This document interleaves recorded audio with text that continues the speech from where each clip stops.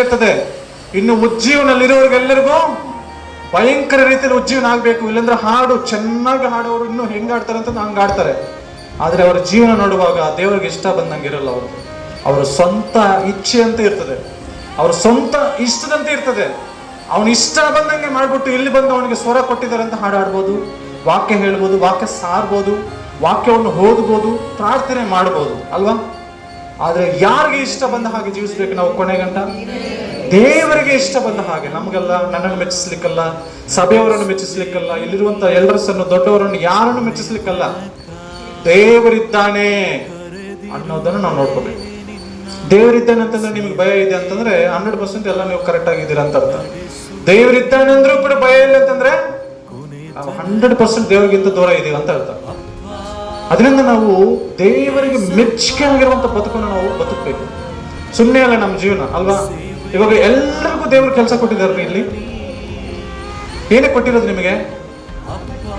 ಬದುಕೋಕೆ. ಯಾವುದು ತಪ್ಪು ಮಾಡದೆ ನಿಮ್ಮ ಸ್ವಂತ ಕೈಯಿಂದ ನೀವು ದುಡಿದು ಎಲ್ಲರಿಗೂ ನ್ಯಾಯಬದ್ಧವಾಗಿ ನೀವು ಬದುಕಬೇಕು, ಎಲ್ಲರ ಮುಂದೆ ಸಾಕ್ಷಿಗಳಾಗಿ ಇರ್ಬೇಕಂತ. ಇವಾಗ ಕಳ್ಳನಿಗೆ ಕೆಲಸ ಇದೆಯಾ? ಅವನೇನ್ ಮಾಡ್ತಾನೆ? ಕಳ್ತನ ಮಾಡ್ತಾನೆ. ಈ ಮನೆಗೆ ಹೋಗ್ತಾನೆ, ಆ ಮನೆಗೆ ಹೋಗ್ತಾನೆ, ಏನೆಲ್ಲ ಮನೆಗೆ ಹೋಗ್ತಾನೆ, ಕಳ್ತನ ಮಾಡಿ ದುಡ್ಡು ತಿಂತಾನೆ. ಇವಾಗ ಅವನು ಕೂಡ ಕೆಲಸ ಹುಡ್ಕೊಂಡು ಕೆಲಸ ಮಾಡ್ಕೋಬೋದಾ? ಮಾಡ್ಕೋಬಹುದು. ಆದ್ರೆ ಅವನ ಸ್ವಭಾವ ಏನಾಯ್ತಲ್ಲಿ? ಅವನು ದುಡಿದು ತಿನ್ನೋದಕ್ಕೆ ಇಷ್ಟ ಇಲ್ಲ. ಅವನೇನ್ ಮಾಡ್ತಾನೆ? ಅದಕ್ಕೆ ಹೇಗಂದ್ರೆ ಮಾಡಿ ಬದುಕ್ತಾನೆ. ಇವಾಗ ಇಲ್ಲಿ ಇಬ್ಬರನ್ನು ಕಂಪೇರ್ ಮಾಡುವಾಗ ನಾವೇನಂತ ಹೇಳ್ತೀವಿ? ಯಾರು ಇಲ್ಲಿ ಕಳ್ಳರು ಅಂತಂದ್ರೆ ಕಳ್ಳನೇ ಕಳ್ಳ, ನಾವು ಮಾತ್ರ ಒಳ್ಳೆಯವರು ಅಂತ ಹೇಳ್ತೀವಿ ಅಲ್ವಾ. ಇದು ಫೈನಲ್. ಇದೇ ತರನೇ ಎಲ್ಲ ಮನುಷ್ಯರಿಗೆ ಲೋಕದಲ್ಲಿ ಜೀವ ಕೊಟ್ಟಿದ್ದಾರೆ ದೇವರು. ನಿಮ್ಮ ಬದುಕನ್ನು ಒಂದಿನ ಯಾವ ತರ ನೀವು ಜೀವಿಸಿದ್ರಿ ಅಂತ ದೇವರೇನ್ ಮಾಡ್ತಾರೆ? ಅಲ್ಲಿ ಟ್ಯಾಲಿ ಮಾಡ್ತಾರೆ. ನಿಮ್ಮ ಅಕೌಂಟ್ಸ್ ಅನ್ನು ಚೆಕ್ ಮಾಡ್ತಾರೆ.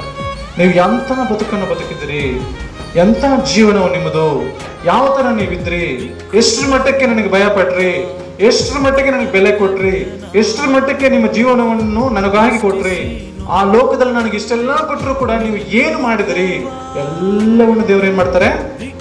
ಕೇಳ್ತಾರೆ. ಅದಕ್ಕೆ ದೇವರಿಗೆ ಮೆಚ್ಚುಗೆಯಾಗಿ ನಾವು ಬದುಕಬೇಕು.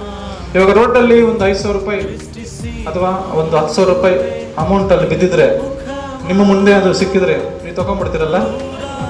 ನಾನು ತಗೊಂಡ್ಬಿಡ್ತೀನಿ. ತಗೊಂಡ್ಬಿಡ್ತೀವಿ. ಫಸ್ಟ್ ತಗೋಬೇಕಾದು ತಗೋಬೋದ? ನಾವು ತಗೋಬಾರ್ದು ಅಲ್ವಾ. ಬೇರೆಯವ್ರ ಪರ ಏನದು ದಶಾಜ್ಞೆಗಳಲ್ಲಿ 10ನೇ ಆಜ್ಞೆ ಯಾವುದು? ನಿನ್ನ ನೆರೆಯವನ ಯಾವ ಸೊತ್ತನ್ನು ಆಶಿಸಬಾರದು ಅಲ್ವರಾ. ನಿಮ್ಮದು ಯಾವುದನ್ನು ಏನು ಆಶಿಸಬಾರ್ದು ನಾವು ಅಲ್ವಾ. ಆದ್ರೆ ಎದುರುಗಡೆ ಸಿಕ್ಕಿದ್ರೆ ಏನ್ ಮಾಡ್ತೇವೆ ನಾವು? ಇಮಿಡಿಯೇಟ್ ಎಫೆಕ್ಟ್ ಟಕ್ಕಂತ ಜಾಬಿಗೆ ಹೋಗಿ, ಆಮೇಲೆ ಈ ಕಡೆ ಆ ಕಡೆ ಸ್ವಲ್ಪ ಏನಾದ್ರು ಯಾರಾದ್ರೂ ಇದ್ದಾರೆ ಅಂತ ನೋಡ್ಕೊಂಡ್ಬಿಡ್ತೇವೆ ಅಲ್ವಾ. ಇದನ್ನು ಯಾರು ನೋಡ್ತಾರೆ? ದೇವರು ನೋಡ್ತಾರೆ ಅಲ್ವಾ. ಎಲ್ಲಾ ವಿಷಯಗಳಲ್ಲಿ ನಾವು ನಂಬಿಕಸ್ಥರಾಗಿರ್ಬೇಕಂತ ವಚನದಲ್ಲಿ ಹೇಳಲ್ಪಟ್ಟಿದೆ. ಅದೇ ರೀತಿಯಲ್ಲಿ ನಾವು ಎಲ್ಲರೂ ತಿಳ್ಕೊಂಡಿರ್ಬೋದು, ಯವನಸ್ಥರು, ನಾನು ಇದುವರೆಗೆ ಏನೇ ತಪ್ಪು ಮಾಡಿಲ್ಲ ಅಂತ, ಯಾವ ಒಂದು ತಪ್ಪೇ ಮಾಡಿಲ್ಲ, ನಾನು ಪರ್ಫೆಕ್ಟ್ ಆಗಿದ್ದೀನಿ ಅಂತ. ಬಟ್ ನಿಮಗೆ ಅವಕಾಶ ಬಂದ್ರೆ ಗೊತ್ತಾಗ್ತಾರೆ ನಿಮಗೆ ಎಷ್ಟು ಒಂದು ಕಂಟ್ರೋಲ್ ಇದೆ, ನೀವೆಷ್ಟು ಪರ್ಫೆಕ್ಟು ಏನಾದ್ರೆ ನಿಮಗೆ ಅವಕಾಶ ಬಂದ್ರೆ ಗೊತ್ತಾಗುತ್ತೆ ಅಲ್ವಾ. ಅವಕಾಶ ಇಲ್ಲದೆ ಜೈಲಲ್ಲಿರೋ ವ್ಯಕ್ತಿಗೆ, ನಾನು ಇದಕ್ಕೆ ಮುಂಚೆ ಹೇಳಿದ್ದೆ, ಜೈಲಲ್ಲಿರೋ ವ್ಯಕ್ತಿಗೆ ಹೋಗಿ ನೀನು ಕುಡಿದು ಮಜಾ ಮಾಡಪ್ಪ, ವ್ಯಭಿಚಾರ ಮಾಡಪ್ಪ ಅಂತಂದ್ರೆ ಅಲ್ಲಾಗತ್ತಾ? ಅಲ್ಲಾಗಲ್ಲ. ಅವನು ಅಲ್ಲಿ ಒಂದು ರೂಮ್ ಅಲ್ಲಿ ಲಾಕ್ ಆಗಿ ಕಂಟ್ರೋಲ್ ಅಲ್ಲಿ ಇಟ್ಟಿದ್ದಾರೆ ಅವನನ್ನು. ಅವನು ಏನು ಮಾಡಕ್ಕೆ ಅವನಿಗೆ ಫ್ರೀಡಮ್ ಇಲ್ಲ. ಆದ್ರೆ ಲೋಕದಲ್ಲಿರುವವನಿಗೆ ಎಲ್ಲಾ ಫ್ರೀಡಮ್ ಇದೆ. ಎಲ್ಲ ಮಾಡ್ಲಿಕ್ಕೆ ಅವಕಾಶ ಇದ್ರೂ ಮಾಡದೇ ಇರುವವನು ಪರ್ಫೆಕ್ಟ್ ಅಲ್ವಾ. ನನಗೆ ಅವಕಾಶನೇ ಇನ್ನೊಂದಿಗೆ ಬಂದೇ ಇಲ್ಲ, ನಾನು ಪರ್ಫೆಕ್ಟ್ ಅಂತ ತಿಳ್ಕೊಂಡ್ಬಿಟ್ರೆ ಅದಲ್ಲ. ಫಸ್ಟ್ ನಿಮಗೆ ಆ ಶೋಧನೆ ಆಗ್ಬೇಕು, ಶೋಧನೆಯಲ್ಲೇ ನೀವು ಜಯಿಸ್ಬೇಕು, ಅವಾಗ ನೀವು ವಿನ್ನರ್.